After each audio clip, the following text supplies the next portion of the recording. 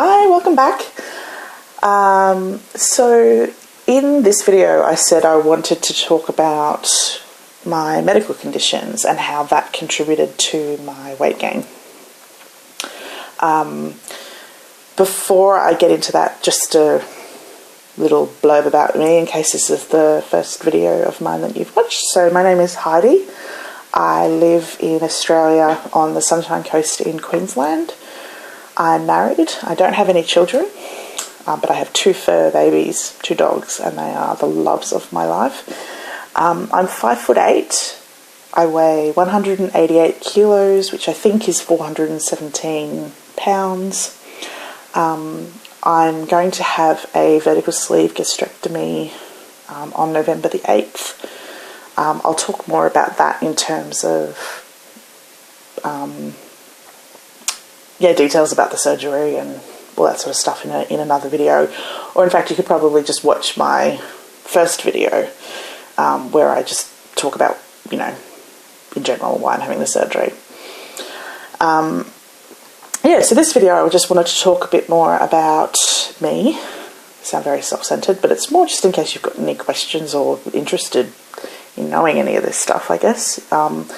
Especially if it helps somebody else who has got the same medical conditions or is going through the same sort of journey. I hate that term. It's a corporate jargon. The same sort of journey that I'm going through, just because it may help you or someone else. I don't know. If there's anybody who wants to reach out and actually talk to me one-on-one, I'm absolutely open for that. Very keen to be part of this community, and just give back however I can, because I have really loved watching everybody else's videos. I've found it super beneficial. As I said in my first video, what I didn't find was many Australians. Actually, I don't think I've seen a single Australian vlogging about their gastric sleeve surgery, so I'll try harder to find someone. Okay, so other medical conditions, I've alluded to it a couple of times now, so let's talk about that. I wasn't even a teenager yet. I was probably about 12. I started to get what appeared to be like preteen moodiness. Probably too much information, but I am an oversharer, but I'm going to put it out there in case this helps anyone. I got my period when I was 11, and I think my moodiness was just seen as associated with hormones, like, a preteen, moody little brat, probably.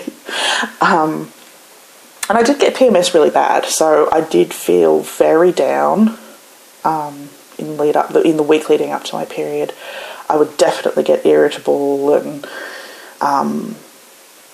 I remember distinctly my siblings referring to me as a drama queen. Like, I remember exaggerating and blowing things up in my mind and catastrophizing things that really weren't worth getting upset about.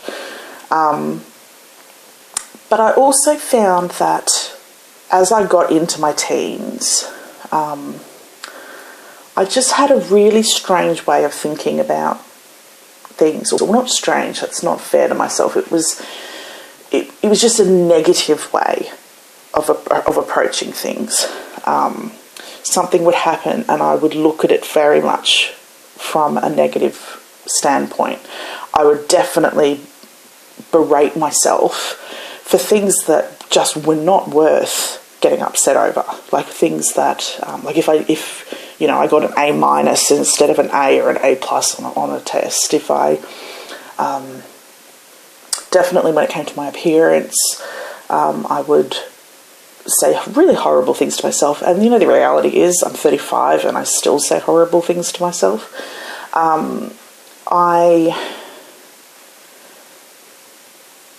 But what I found And I don't know, I can't compare my teenage experience to other people's teenage experience.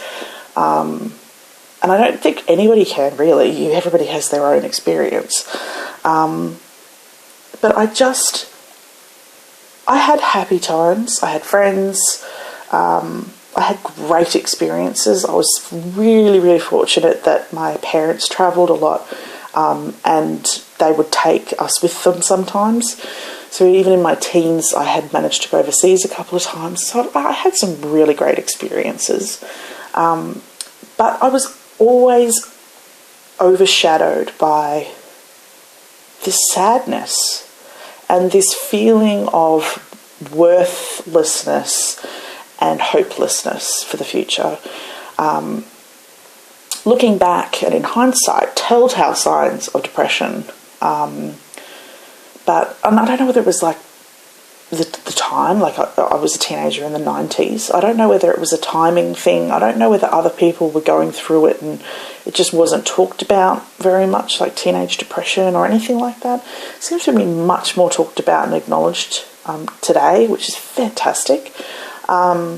We had school counsellors where we could go and talk, and I actually did make use of the services and would go talk to counsellors and cry my eyes out and say, I don't really know why I'm crying, I just feel so bad. And it was interesting, no one picked up on the fact that this was more than teenage emotion, normal teenage hormones or anything like that. So it was interesting. I felt like by the time I was in university,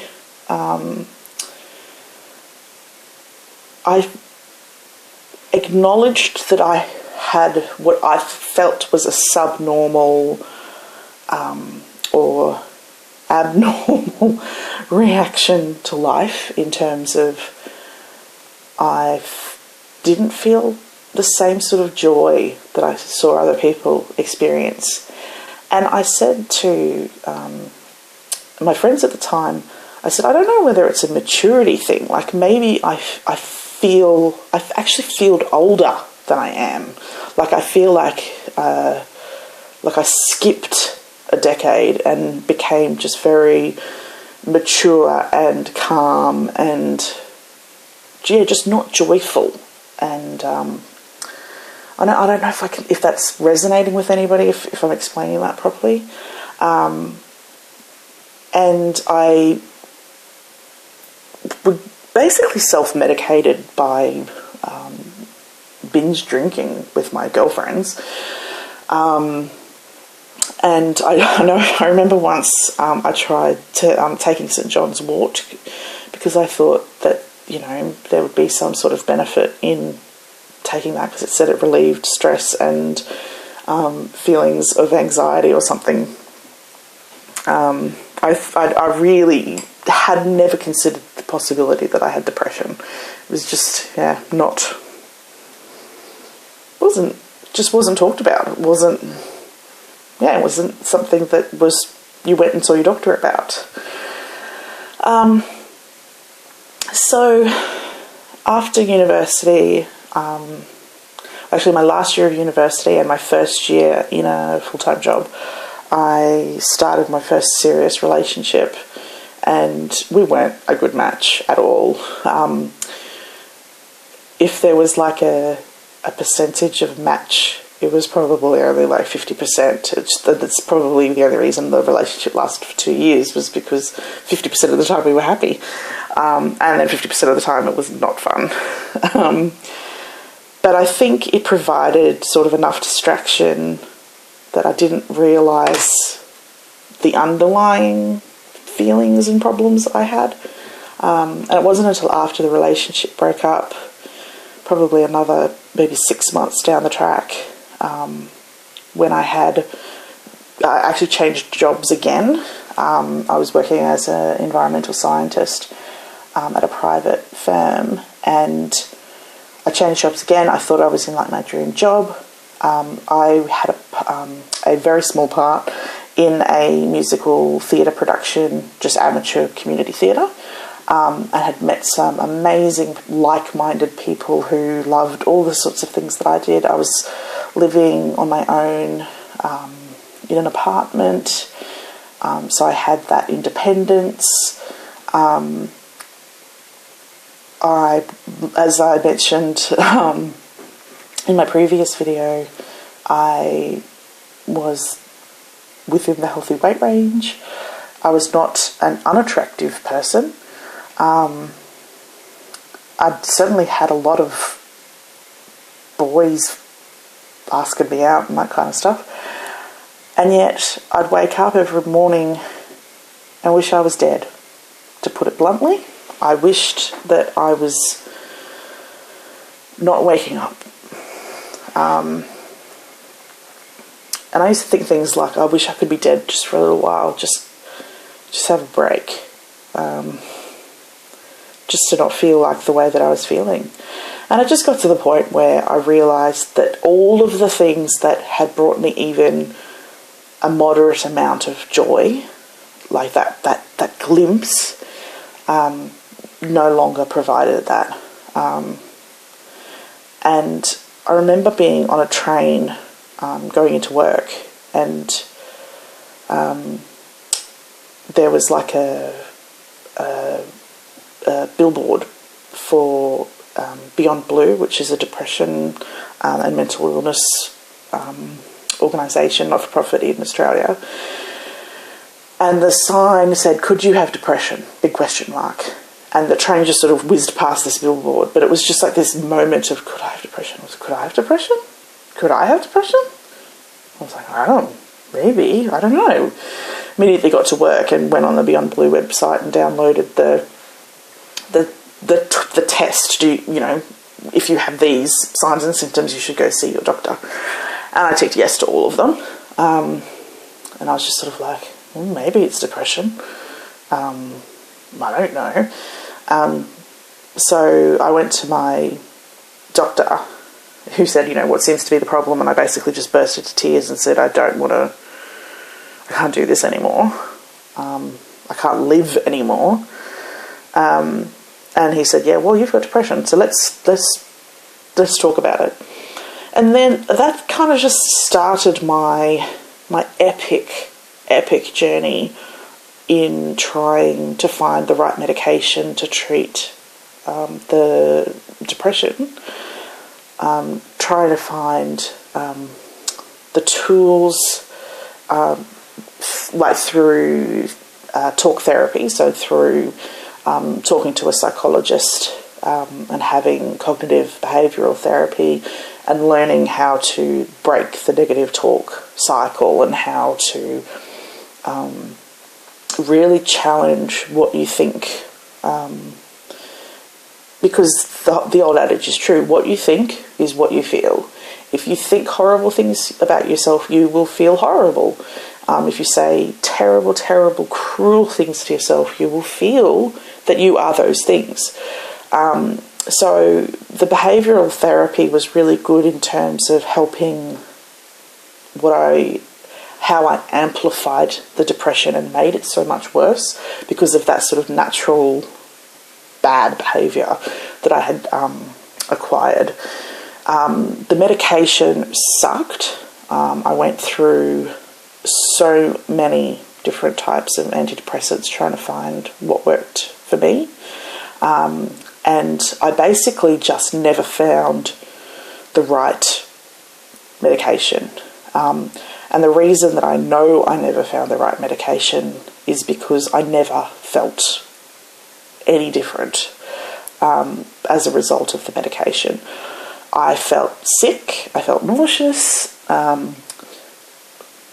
I never felt less depressed. And that became very apparent to me when I reached basically rock bottom in terms of how I was feeling. And I did actually try to end my life. So apologise if that's a trigger for anyone, but I did try to end my life. I won't go into the details because I don't want to trigger anyone. Fortunately, I can say this now, fortunately, I wasn't successful. And and very fortunately, it meant that I was redirected to a different type of treatment, which was to see a psychiatrist who diagnosed me additionally. I wouldn't say re-diagnosed me. I can't. It's a hard thing to explain, but basically he identified why I was having no luck with the medication I had been on, which was because I actually had bipolar disorder type 2. So the major depression I was feeling was definitely captured in terms of the diagnosis I'd had for depression. But the other symptoms that I actually haven't even spoken about in this video, but the other symptoms that I had hadn't been captured. So that missing ingredient, the secret sauce, was a mood stabilizing medication. So depression, the antidepressants was there to lift the mood up. Mine actually never really got lifted up to begin with, but also then that extra medication to help stabilize the mood rather than having such swings in emotions. But look, it wasn't an easy journey, that's for sure. And the whole point that I'm actually mentioning this is because a lot of the medication, even after the diagnosis of bipolar, had this wonderful side effect of making you crave sugar. Just unbelievable sugar cravings. And went from having complete self-control when it came to what I was eating to, if I didn't eat like a family block of chocolate right then and there, a family-sized block of chocolate then and there, I would have a panic attack. Like, it was bizarre. It was so bizarre how it felt so out of control. Am I blaming my size on my medication? A little bit, yes. And I think in a way I am allowed to, because it says in all of the medication warnings that weight gain is a side effect, because your appetite increases. Like, it's just the reality of the medication. And because I was anyway, so focused and so much putting my mental health first, I thought a little bit of weight doesn't matter, I can deal with that later. But yeah, a little bit of weight became 110 kilos. Anyway, this video is way too long, so I'm going to end it there, and I'll come back at you with some more information about, me. How did I get here? So till next time, bye.